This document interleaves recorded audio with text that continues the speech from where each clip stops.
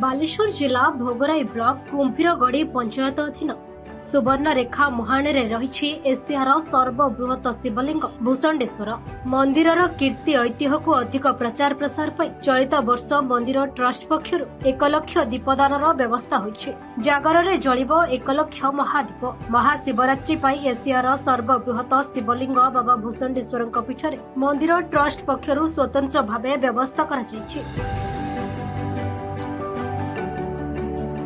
छड़ा 50,000 भक्त और श्रद्धालु बसी दीप चढ़ार व्यवस्था भोगराईर पूर्वतन विधायक अनंत दास को पुआ अभिजीत दास सूचना देते। हमर जो महाशिवरात्रि रे बहुत बड़ आकार आयोजन करुछे एथि कि बाबा भूषंडेश्वर जो महत्व तांकर महात्म्य खाली ओडिशा नुहे खाली भारत नुहे सारा विश्ववासी जानतु।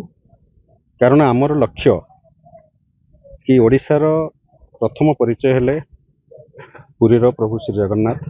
आम चाहूँ बाबा भूषंडेश्वर ओडिशार द्वितीय परिचय हूँ। तेणु से लक्ष्य आम समस्त लगिचु। मोर समस्त को अनुरोध सारा भोगराईवासी को सारा बालेश्वरवासी को ओडिशावासी को समस्ते आसतु आमर महाशिवरात्रि जागर दीप प्रज्वलन करंतु एवं ए महासमारोह रे समस्त सामिल हों। ओडिशार सुनामधन्य कंठशिल्पी सौरभ भरद्वाज द्वारा भजन संध्या कार्यक्रम आयोजन करा जायछि। पुरी श्री जगन्नाथ मंदिर पर राज्यर द्वितीय परिचय भाव बाबा भूषंडेश्वर मंदिर हेबा सह ओडिशार काशी हेबो बाबा भूषंडेश्वर मंदिर।